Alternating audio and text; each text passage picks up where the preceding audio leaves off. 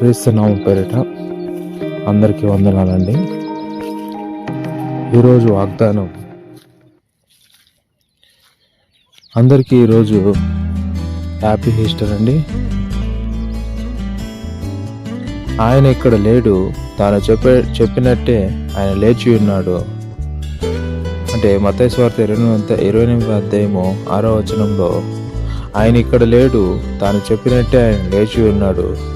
రాండి, ప్రభు పండుకున్న స్థలం చూచి త్వరగా వెళ్ళి ఆయన మృతుల్లో నుండి లేచి ఉన్నాడు అనే శిష్యులకు తెలియజేయడి. అంటే చూడండి, ఆయన ఇక్కడ లేడు అంటే ఎక్కడ లేడు? ఎక్కడ లేడంటే ఆయన మృతుల్లో లేడు, సమాధుల్లో లేదు. ఆయన లేచి ఉన్నాడు, తను చెప్పినట్టే ఆయన లేచి ఉన్నాడు. అంటే ఆయన ఆ మృతుల్లో నుంచి ఆయన చెప్పినట్టే లేచి ఉన్నాడు. అంటే మన దేవుడు ఎలాంటి దేవుడు అంటే మృత్యుంజయుడు. ఆయన చెప్పిన కార్యాన్ని చెప్పినట్టు చేయగల దేవుడు సమర్థుడండి.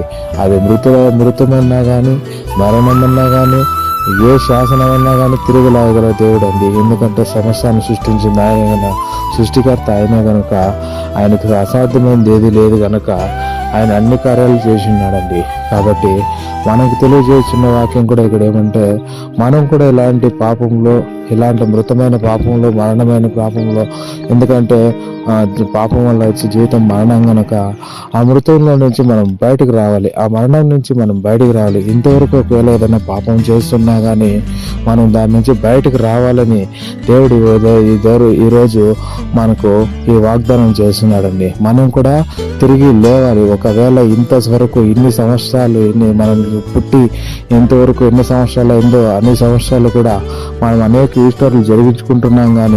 కానీ ఈ ఈస్టర్ మనకు ఒక ప్రత్యేకం కావాలండి.